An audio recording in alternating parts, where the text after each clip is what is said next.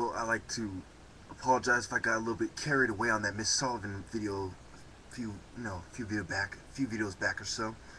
But most of you, at this point, should know better than to think that I'm racist. Now, if we go to the movie Boondock Saints, what was it about? Boondock Saints 1, Boondock Saints 2. It was about the organized crime families that were menacing to society, and the black organized crime structure was not one of them. They talked about the Russians. They talked about the Italians. And they talked about the corruption in the justice system. But notice they weren't talking about black revolutionaries or black gangs or black prison gangs, but common street criminals. The reason black gangs were invented in the first place. Because it ended up being a group of people just protecting their neighborhood. They would protect them from the whites and the spook hunters and racist groups like that, and the KKK and the Aryan nations. And as the media started getting a whiff of what was going on, they started labeling them gangs. And a bunch of high school kids who get a kick out of things like that went along with it. So what are we talking about here?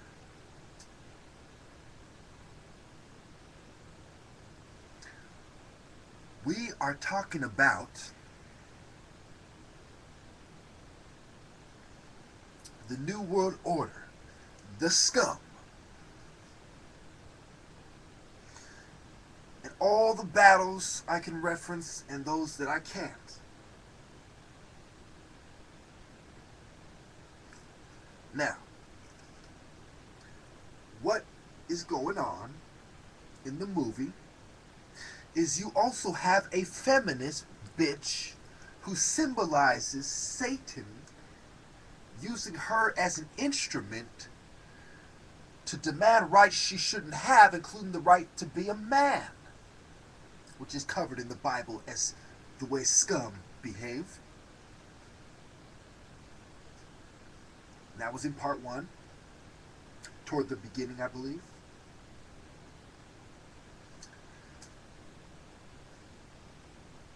So you have to truly understand that anybody who looks at society using the lens of the Bible, which is the moral of the stories, I would say, comes to the conclusion that a bunch of scum are running the system, and that nobody is going to do anything about it. Because they are all sitting there praying for pie in the sky. Just like that movie where you have the black cowboys running around posse. They're praying for pie in the sky. Just like Scarface said, you have a Hosa watching you on every fucking corner. You have to understand what they are telling you using symbolism in the movies. The concept of the movie Tomb Raider and the movie Da Vinci Code and Angels and Demons as well, they all use the term Illuminati because they're bragging. It's hidden in plain view. They know that they've discredited the idea and they've dumbed down the people so much that even though the idea is true, they forced you to look at it through their lens, and you believe what the scum is telling you is true, that the Illuminati doesn't exist, that bankers couldn't use their influence in meetings like Bilderberg, the CFR, and the Trilateral Commission, and use the groups and the companies and the conglomerates owned by the members of those committees, like David Rockefeller, like Edmund de Rothschild, to practice having a complete and unorthodox method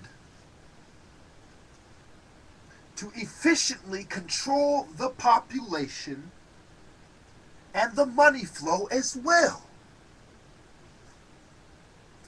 Just like the cocksuckers, for those of you in California, some of you just received a tax hike because the Fed is a bunch of cocksuckers. That's why, temporary or not,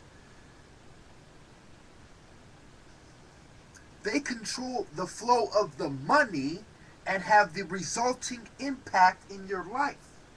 Some of you who live check to check know what I'm talking about.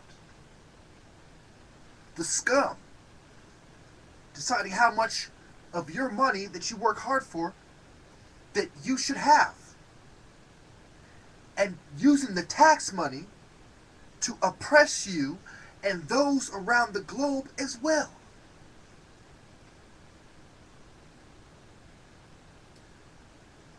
They plan it out, and they execute, and they do drills, and they even have fire drills and earthquake drills in school, because they're applying the same model and principles to prepare you for a natural disaster that they apply to themselves when preparing themselves and the members of the elite and the 1% for a man-made disaster caused by a revolution as well. This is why the senator and the House representative and the House speaker wouldn't let Oliver North elaborate. Wouldn't let the senator who's questioning him elaborate and continue to interview him and explore the national security contingency plans. Do they have a contingency plan for everybody? Are they making these disaster movies to put a little water on the flames of guilt in their mind that are chewing at their mind, body, and soul and showing through the signs of stress with the bags under their eyes? Why they wonder, how long is it going to take before the people are convinced by somebody like me what they're doing? Why they sit there and stress not for your national security, but their private security, the private security sector, the relationship with the military-industrial complex. Why do we have pictures with all these globalists and all these presidents meeting each other? What are they up to? What do you think they're up to? Why do you think I named the top 3 levels the Chinese, the Vatican, and the Jews in the Vatican? In this order: the Chinese, the Jews, and the Vatican and Jews together. Because the Chinese are putting up a front to control what is going on in Asia and cooking their books. You have globalists on one side who oppose the smog that's coming from the Eastern nations. And then you have the globalists on the other side who want more. And there are conspiracies on both sides, controlled by the grand conspiracy as well. Who are we talking about? MI5, MI6, the IMF, the Mossad, the CIA. Think about it. The House of Rockefeller, the House of Rothschild, the United Nations.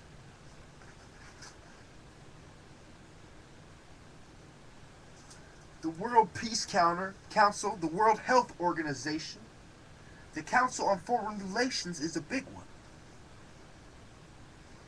So what was the brawl about in the bar? It was about the mafia trying to extort the local bar business owner and shutting his bar down to make room for theirs. Because they had an agenda. They were the muscle for a criminal structure that had an agenda and knew ahead of time that they had a capacity to make it come true based on their relationship with certain government agencies, which could provide smoke. They provide cover. They provide fog. While the minions of Satan advance. That is what the wars in the prisons in California is about. That is what the street gangs are stabbing and shooting each other about. Because they're poor. Number one. Because crime and poverty, like Alex Alonso from that gang website, The Gang Expert, he's quoted in the movie about American gangs, about the Crips and the Bloods, gangbanging in America. He's quoted in that movie as well. Is that crime and poverty overlap. The number one reason there's crime, poverty. The number two reason there's crime, the environment. The number three reason there's crime